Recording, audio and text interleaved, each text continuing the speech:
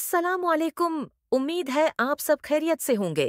कभी ये जमला सुना है, तमाम सड़कें रोम की तरफ ले जाती हैं। ठीक है, आज हम इस बारे में बात करने जा रहे हैं कि रोमी सल्तनत अब भी इतनी बड़ी क्यों है। ग्लैडिएटर्स और शहंशाहों से लेकर कंकरेट और एक्विडक्ट तक रोमन सल्तनत ने हर चीज पर अपना निशान छोड़ा है। रोमी सल्तनत सिर्फ एक कदीम तहजीब नहीं थी, ये एक पावर हाउस था जिसने दुनिया के बेशतर हिस्से को तश्कील दिया जैसा कि हम उसे आज जानते हैं। और ये हासिल करें, ये तकरीबन 1000 साल तक जारी रहा। मेरा मतलब है, क्या आप किसी चीज का तसव्वुर कर सकते हैं जो इतनी देर तक चले? ऐसा ही है कि अगर कोई मुल्क आज शुरू हुआ और साल 3024 तक नहीं गरा, तो शुरू में शुरू करते हैं। रोम हमेशा ये बड़ी सल्तनत नहीं थी। दर हकीकत ये इटली में दरियाए टाइबर के किनारे एक छोटे से शहर के तौर पर शुरू हुआ, तकरीबन 1330 कबल मसीह। लीजेंड ये है कि रोम की बुनियाद दो भाइयों रोमुलस और रीमस ने रखी थी, और किसी भी अच्छी खानदानी कहानी की तरह ये एक लड़ाई में खत्म हुआ। स्पॉइलर अलर्ट, रोमुलस ने जीतकर शहर का नाम अपने नाम पर रखा, किलासिकी। कौन जानता था कि बहन भाइयों की दुश्मनी लफ्जी तौर पर तारीख को तश्कील दे सकती है। चंद सौ साल तेजी से आगे बढ़े और रोम एक छोटे से गांव से एक ताकतूर जमहूरिया में चला गया जिसने इटली के बेशतर हिस्से को कंट्रोल किया।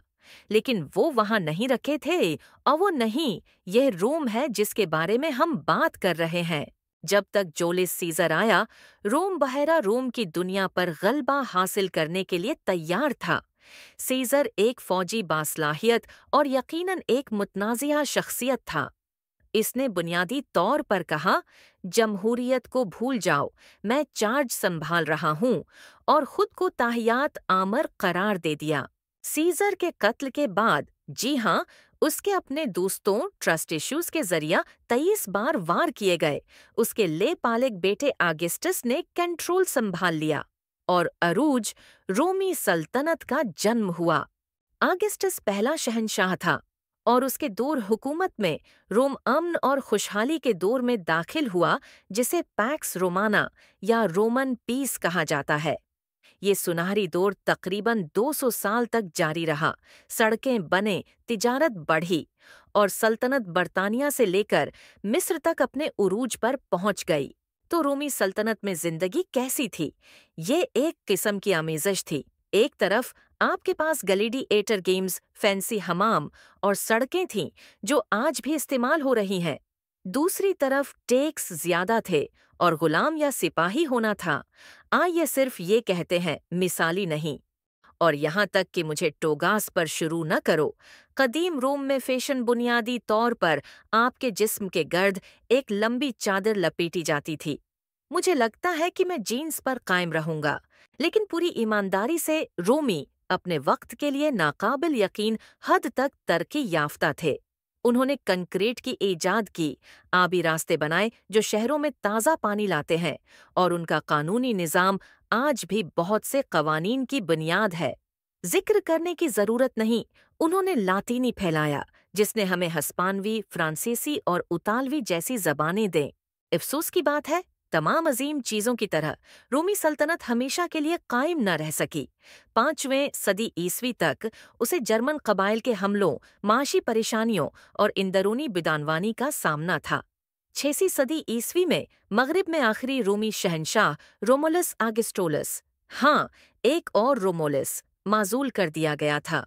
और बिल्कुल इसी तरह मगरबी रोमन एम्पायर का क्या गया? लेकिन ठहरो, मशरकी रोमी सल्तनत, जिसे बाज़ंतीनी सल्तनत भी कहा जाता है, मज़ीद 1000 साल तक चलती रही। लिहाजा तकनीकी तौर पर रोम वाकई 1463 तक नहीं गरा था। रोमी सल्तनत का जवाल हो सकता है, लेकिन उसकी मीरास हर जगह मौजूद है। फन तामीर से लेकर जबान तक, कानून से लेकर सियासत तक, हम आज भी रोम का असर महसूस करते हैं। अगली बार जब आप कोई रोमन कालम देखें या किसी को कानूनी इस्तिलाहात जैसे हबीस कार्पस में बात करते हुए सुने, तो बस याद रखें, यही रोमन एम्पायर जिंदा है। लिहाजा अगर आप कभी अपने आप को ग्लैडिएटर्स, शहंशाहों और बड़ी सल्तनतों के बारे में ख्वाब देखते हुए पाएं, आप अकेले नहीं हैं। रूम की नाकाबिल यकीन तारीख से मुतवज्जा न होना मुश्किल है।